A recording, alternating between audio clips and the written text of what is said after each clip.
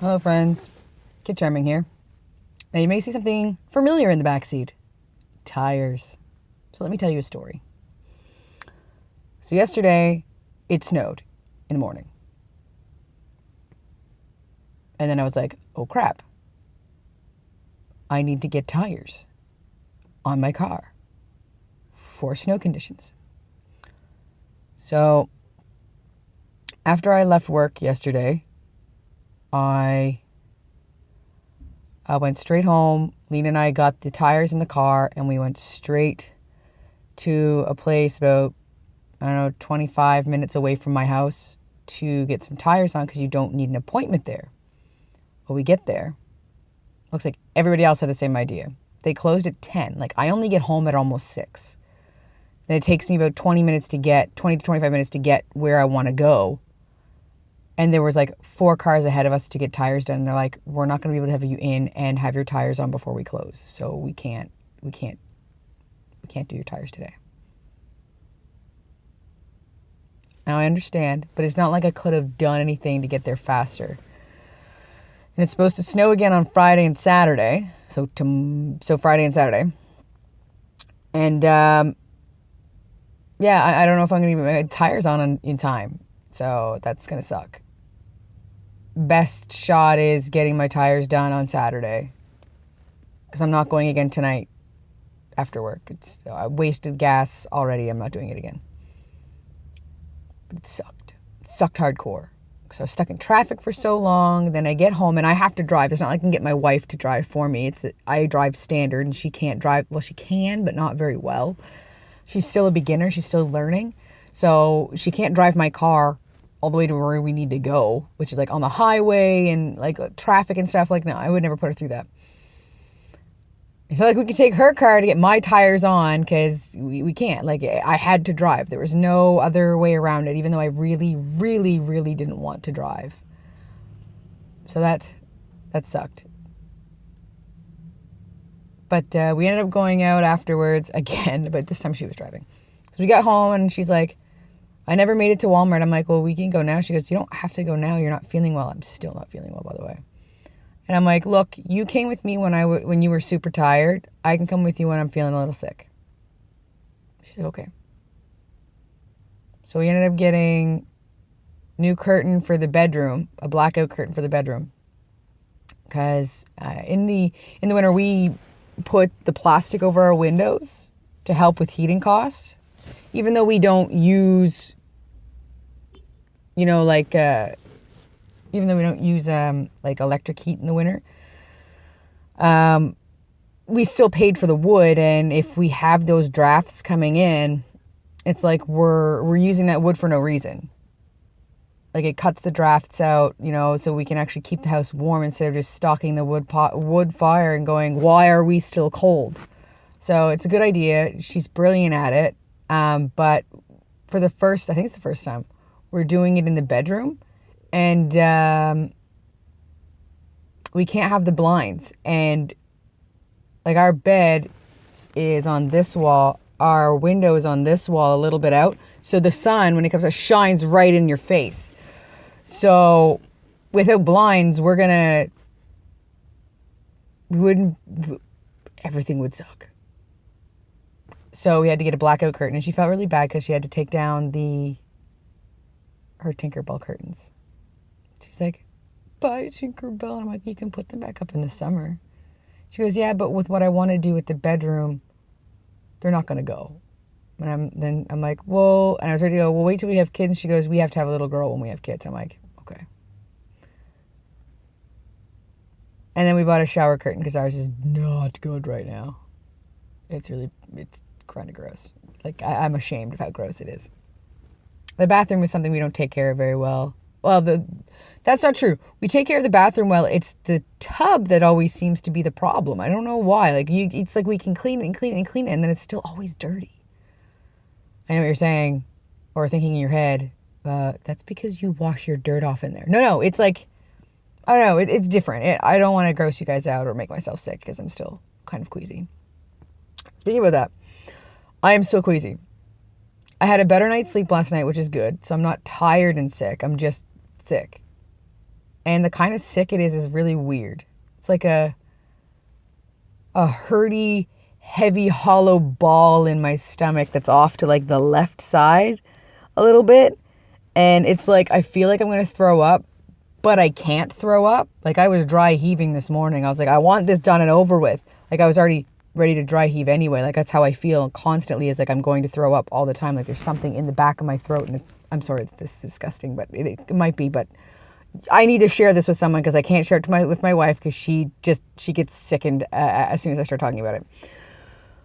But it's like it's always there, ready to go, but I can't actually throw up, which is so irritating, by the way. So irritating. And so I was dry heaving in the bathroom and I'm like, frig. That's right. I censored myself. So I'm like, that's it. Liquid diet. I'm going on a liquid diet until this is over. That's all I'm doing because I still have my protein powder that my wife bought me for my birthday. So protein powder can be used as a meal replacement. I don't suggest it for like weight loss or anything like that. It could be used that way, but that's not how I would use it. I use whey protein to help build muscle. But right now, it's the only thing that's going to give me the nutrients that I need while I'm in this dilemma of not being able to throw up yet feeling like I need to throw up all the time. Even like it's worse when I eat. So I have my shaker with my Superman symbol on it, and it's got my peanut butter and chocolate. This is my breakfast right now. See? One of the shakers. That's my breakfast. I haven't finished yet. And I have 3 more servings of that. And that's what I brought today for work, for food. Because I'm desperate times call for desperate measures. And this is a desperate time, and these are my desperate measures. So that's going to be fun. I mean, it tastes really good, though. Like, when I went in, I was like, look, I'm skittish about this whole whey protein thing. And they're like, oh? And I'm like, my mom, when she started going to the gym, had whey protein. It was vanilla. And she was like, oh, Darcy, you should try this. And I did. And it was the nastiest thing I've ever tasted in my life. It was gritty and chunky, and it tasted like nasty. And the lady was like, when was that? I was like, oh, I don't know. It must have been like 6-7 years ago. And she's like, oh, no. Things have changed since then. Trust me, this is not like your mother's whey protein. And she was right. I have chocolate peanut butter stuff, and it's delicious. Like, I forgot how good it is. It is so good. And I drink it with, like, you can drink it with water, you can drink it with milk, but I prefer drinking it with almond milk because I like sweet things, and almond milk is kind of sweet because I get the vanilla stuff. And you just take, 6 to 8 ounces. I take 8 ounces because let's make the best of it. And if it was 6, it'd be way too concentrated. 8 ounces with 1 rounded scoop of this stuff. And the scoops are pretty big. Like, they're a good size. And it's only like 230 calories. But it has like, with everything, it's like 26 grams of protein, only a few grams of sugar. Like, it's not bad. And the sugar is mostly in the almond milk, I'll be honest with you. But yeah, like that's what I'm going to be drinking. And that's what I used to drink when I used to go to the gym. Now, speaking of the gym, I finally know what my schedule is going to be like. I'm going to be scheduled basically what I'm scheduled right now, if not an hour earlier. So I'll be anywhere from 8 to 4, 8:30 to 4:30 to 9 to 5. Those are the only shifts I'll be working for at least the next 6 months starting in December. So that's good. Now, I hate traffic.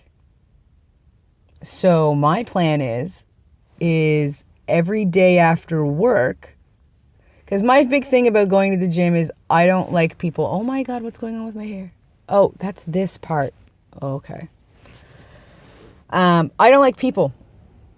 I don't like people seeing me work out. I don't like working out in front of people. There's not a lot of people that go to the gym here in my work. I don't know why my voice made it sound like that. So what my plan is every day after work, I will use the gym here and I have the ability to make my shakes like in the cafeteria or whatever, I'll work out for an hour here, then go home. And then I have the day to myself. So instead of leaving at 5, I'll be leaving at 6. So I'm going to miss most of the traffic. And I'll get home at around 6:30-ish, which is basically what I'm getting home at right now anyway in the traffic. So maybe I'll be home at around 7 and still have time with my wife. Either that or if I work at 4, I'll be right smack dab in traffic again. And I said worked at 4, I meant worked until 4. And then I'm right smack dab in traffic again. But either way, I'm still going to be working out. So as soon as I start feeling better, that's what I'm going to be doing. Because I need to get my butt in gear. This is getting ridiculous at this point. I've been talking too much about it. Needs to happen. It's going to happen. So that by the summer, hopefully, I'll look a lot better. Please don't hold me to that. I'm trying not to eat as much chocolate. Even though I bought like a crap ton of garbage last night. I was just not feeling good and feeling bad about myself because I was sick. I think that's part of my problem. Is that as soon as I start feeling gross, I want to comfort myself with food. And I love my mother. I really do. But this is a habit I learned from her. And she knows that, this is no surprise to her if she ever sees this. She knows that I learned this from her. This is what she used to do. Other than when my dad left, and then she did not eat anything, and it scared the crap out of all of us. But yeah, that's the plan. Like I was thinking about on my way to work today. I was like, look, I'm having my whey protein. I used to do that when I went to the gym. And there's a guy here that's super jacked. Like, he reminds me of, like, Popeye. He's like, poosh, poosh, but he's really short. He's, like, shorter than me, but he's just, like, he may be shorter than me, but he's, like, 100%, like, muscle everywhere. And apparently, from what I heard from another guy, is that he used to be a bigger guy. Like, he used to be pretty big. And then these two guys decided, hey, we both need to change. And then, one guy was like, I walk a lot. And he's like, I've lost quite a bit of weight since the last time.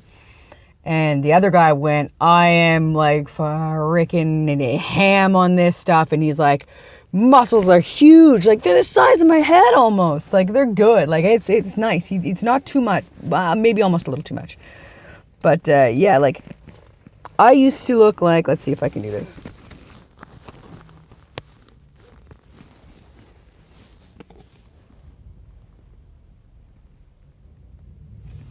Let's see if I can get this to focus on here.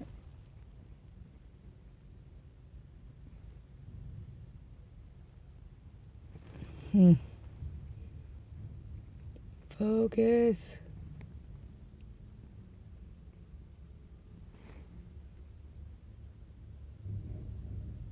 I won't focus. Maybe it'll focus on this one.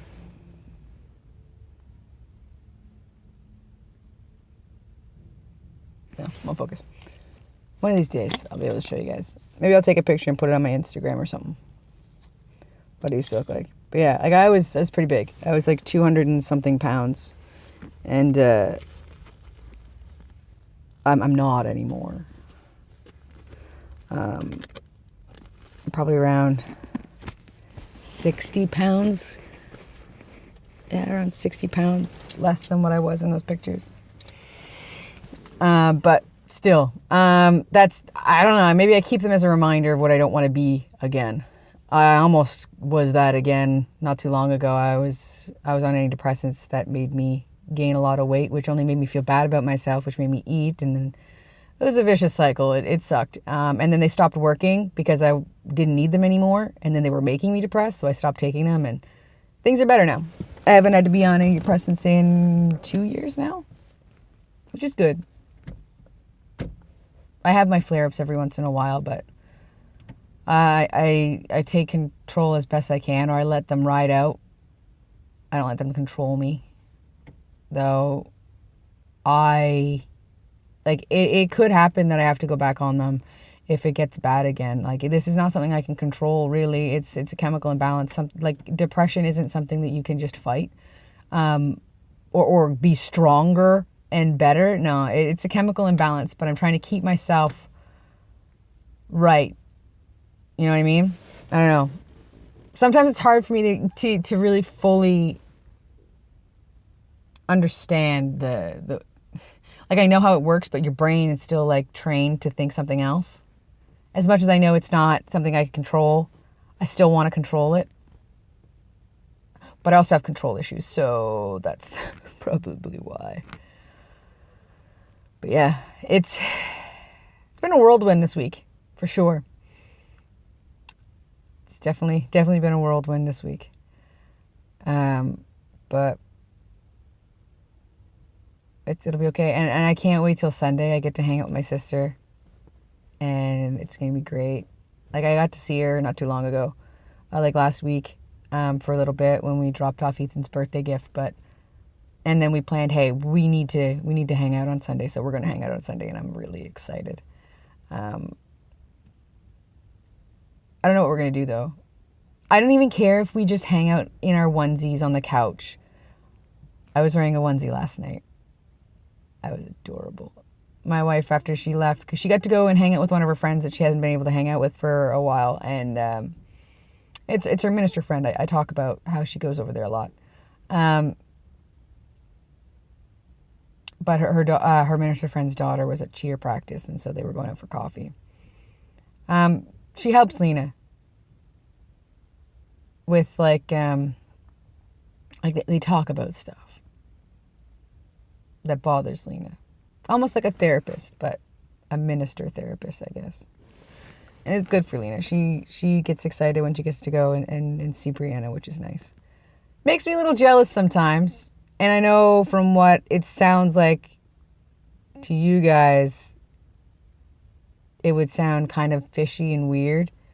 But if you don't know what it's like to have a minister in your life, then you probably don't understand. It might sound like she's cheating on me. She's not cheating on me with Brianna.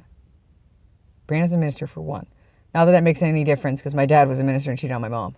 But I've met Brianna. And I know what it's like not to be a minister, but be a minister's kid. People go to ministers for help. That's what they do. For guidance and whatnot. And Lena made a really good connection there. And Brianna helps her. And that's all that matters to me. My wife, I trust her 100%. And not in like a naive way. In a way that her and I are very open with one another. And I know she would never do that to me. Just like she knows I would never do that to her. And she knows that sometimes I get a little jealous that she spends a lot of time with Brianna. I'm the jealous type of person, though. That's just who I am in general. I'm a jealous person, and I don't like it, and I do my best to control it, and I tell Lena not to let it affect her. I was like, these are things that I have to work on for me, because this has nothing to do with you. This has everything to do with me and things that I need to work out. I have trust issues. Most people do these days. So I have to work on that. And I shouldn't allow it to affect my wife in any way. It's not her fault that I have trust issues. There's many reasons why I have trust issues, but Lena's not one of them. Lena's never done, I can't say never done anything to hurt my trust, but not anything like that to hurt my trust. You know what I mean? I don't know. I have trust issues, and that's not Lena's problem. That's my problem. And I know in a relationship, it's our problem. And she keeps telling me that. She's like, no, look, like this is something we can work out together and stuff like that. She's very supportive. And I was like, yeah, but I don't want you to be affected by it. And I'm like, regardless of how jealous I get, you still need to do what you need to do. You still do and have fun and hang out with people. I will get over it. Like this happened before when we first started dating with her sister. Not her real sister, but like someone she considers a sister, and she just spends so much time with her, and she was spending so much time with her, and she was very open with her, and they were really close and I didn't really understand the balance. Like I didn't really understand the relationship they had. To be honest, I really didn't at the time. And it made me really jealous to the point where I would drink. And it really upset Lena. And I was like, look, this is my problem. And she's like, no, at this point it's an us problem because you can't be doing this. I said, okay. She's like, you need to trust me. I'm like, I do trust me. She goes, you don't. If this is how you're feeling. Like, I will stop hanging out with her if it'll make you feel better. And that's when it kind of hit me. Like, she was willing to do that for me. And she didn't say it begrudgingly. She said it honestly. And that's when it hit me. Like, this woman actually cares. She actually wants me to be okay. So I know she actually loves me. Like, she wasn't going, well, then I won't hang out with her then. No, she was going, if it would make you feel better, I won't. I promise. Like, I won't. Or if I do hang out with her, you can come with me. Like, whatever will make you feel more comfortable. That is what I will do. Very sweet, very honest. I get choked up just thinking about it. You can probably hear it in my voice and see it in my eyes, how choked up I get. But it was one of, like, the first times where I'd ever had someone in a relationship, and I'm not downing anybody I've ever been in a relationship with. I'm coming. Sorry, Melinda was like, are you coming or what? I'm like, I'm coming. But the first time in a relationship where the person I was in the relationship with was open and honest and actually cared in that fashion where they were like, if it makes you feel more comfortable, I won't. They were ready to sacrifice for me. Sacrifice someone they cared about deeply. Sacrifice their family for me. And it kind of just snapped me out of it. And I was like, no, you don't have to do that. I'm okay. I love my wife. She's the best. Randomly, she just tells me how pretty I am. And I'm like, you're pretty. She's like, you're pretty. I'm like, you're prettier. And we have that argument. 5 years in, almost 6, and we're still acting like goofballs. So, I don't know. My life is okay. It's not the best. It's not perfect in any way, but it's good enough for me. More than good enough for me. It's amazing. I love it. But I got to get in because it's getting late. Yeah, real late. All right. So I'll catch you guys tomorrow. Kid Charming out.